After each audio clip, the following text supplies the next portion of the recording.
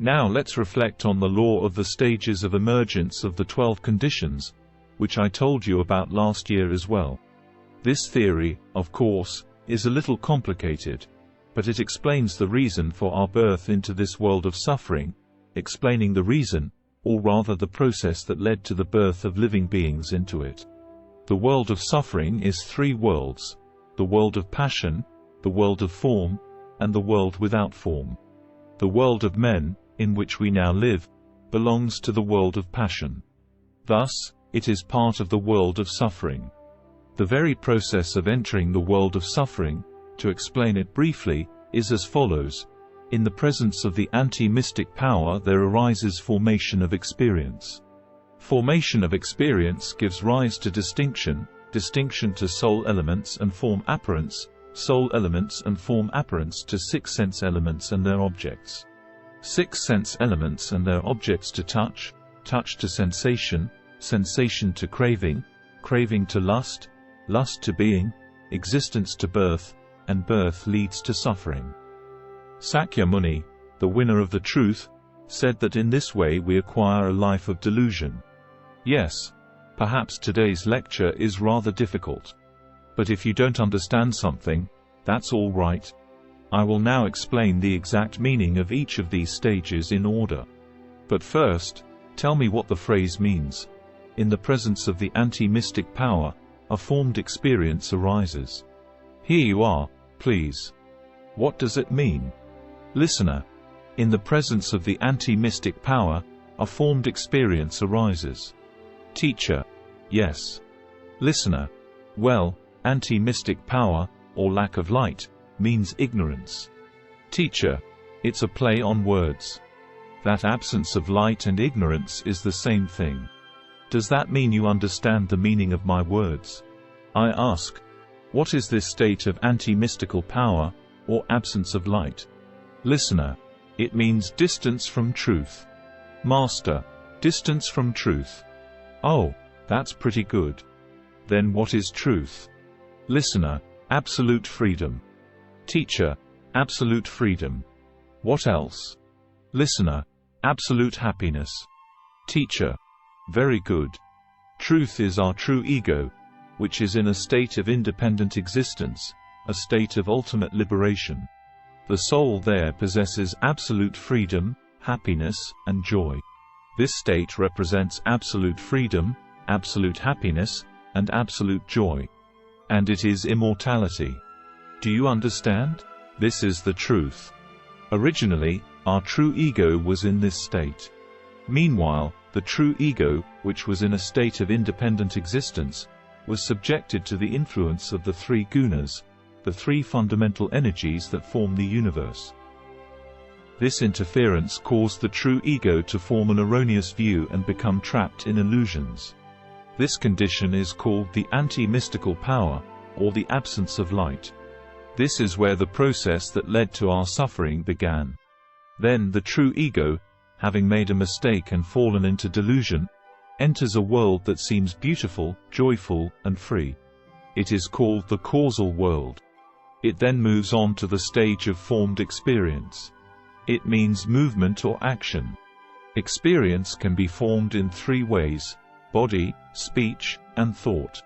Body means the ability to move, speech means the ability to talk, and thought means the ability to reflect.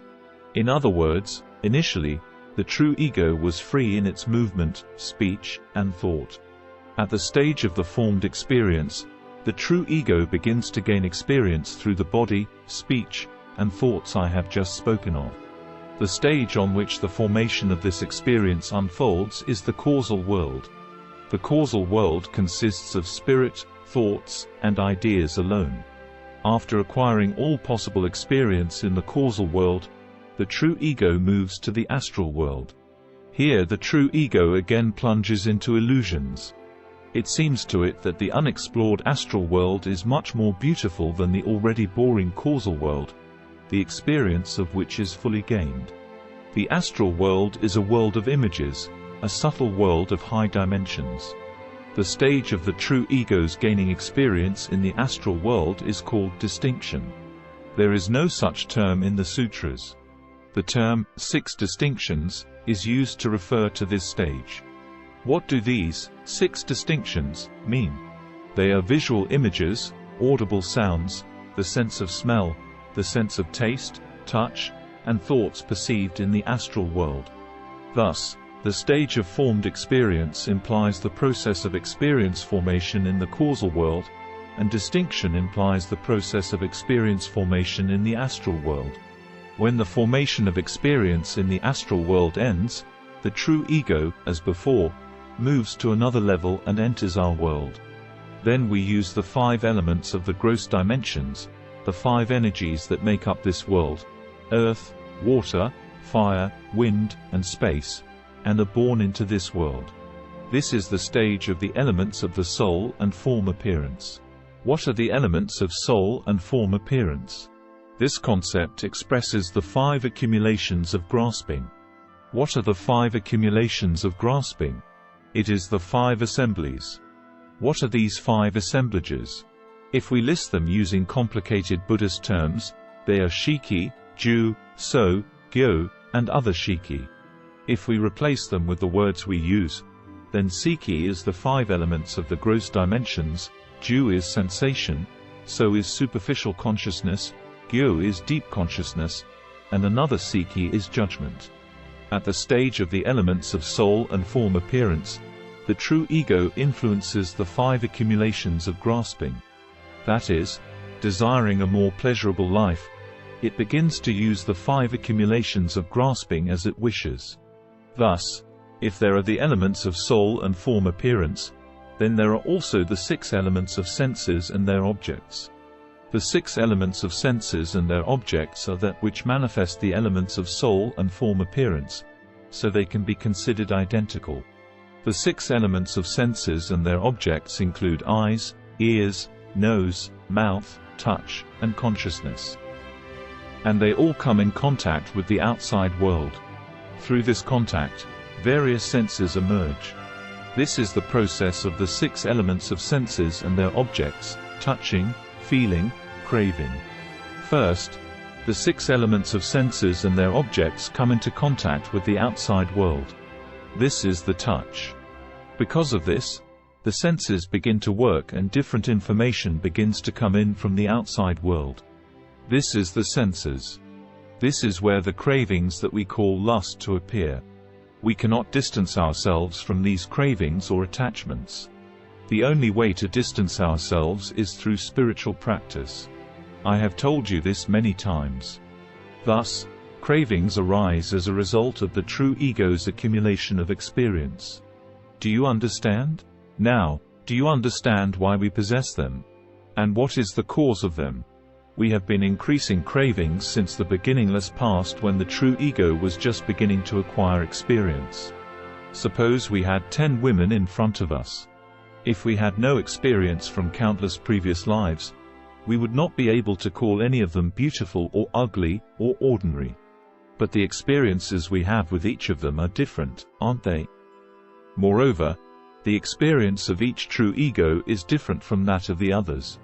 People make judgments based on personal experience, so different people prefer different types of women. For example, it may happen that A will say, "Miss B is beautiful, isn't she?" And C will reply, "What? She looks like a crocodile. You have bad taste." This is lust, that is, cravings and affections. Do you understand? Sakyamuni, the winner of the truth, said, "The objects of craving enter through the 6 gates. The 6 gates are, as I mentioned earlier, the 6 elements of the senses and their objects: eyes, ears, nose, mouth, touch, and consciousness. Now, if you're addicted to something, you get caught up in it. This is called captivation. For example, a person reads a lot of books about religion, but doesn't understand them. If he gets hold of the idea that he can go to heaven or reach enlightenment if he does this and that, then he's captured by that idea. This is the captivation associated with consciousness. If all the beautiful women you have met before have been kind to you, then for you, probably any beautiful woman will mean a kind woman. Such is the capture. Suppose it happened that you ate a banana and after that you had an upset stomach, and this combination of circumstances repeated 3 times. Then you will start thinking that bananas cause an upset stomach. That's also a gripe. Does everybody understand that? Any seizure begins with an addiction or an anti-addiction. This is what captivation is. If a person has captivation, he has desires. Desires increase. He wants more and more pleasures and more satisfaction. As a result, these desires drive his true ego to create various objects. Such processes continue in our world of passion. The desire to possess foreign lands even gave birth to nuclear weapons, and the need for a comfortable life led to the invention of the microwave oven. The washing machine, the provision of gas and water. For the same reason radio, television, the automobile, the airplane were invented. All of these are generated by the desires of our true ego. The stage in which the true ego creates various things in order to enjoy being in its world is called existence. It is existence. Existence sucks in more and more because one desire begets another. Even after we die, the causes of existence, namely cravings and prejudices, do not disappear. They remain in the form of karma. Such karma leads to a new reincarnation in this world. This is called birth. This is how we are born and begin to experience suffering. Therefore, suffering exists because there is birth. I think it would be worthwhile to explain in more detail why we begin to experience suffering. Try to remember the process from the beginning. This path is not so straightforward. We are reborn because of our graspings. If you are hijacked by something, you cannot perceive things correctly, and therefore you cannot become happy. Because there is suffering, ordinary people become even more addicted. They become even more attached to something and want more and more pleasures, which leads to more suffering. We have repeated this process countless times during our multiple reincarnations. But because we are born into this world, we have to suffer. For example, we become sick, we grow old, and we become sad. Thus, suffering is the result of the process of souls falling. So, we need to detach ourselves from suffering. If you understand this, the next process is the one described on our channel in the Real Kundalini Yoga playlist. I will only briefly mention it here. So now your souls are gathered here. Your souls are striving to get rid of suffering. Because there is suffering, there is faith. You are here believing that these lectures bring truth, and that is why you are trying so hard to practice, isn't it? Thus, you have begun to move along the path that leads to enlightenment and liberation. With a practice based on faith, the Kundalini rises and ecstasy arises. When ecstasy arises, the Kundalini energy cleanses those 3 channels that I mentioned earlier, which are Sushumna, Ida, and Pingala. And then it destroys the 3 knots.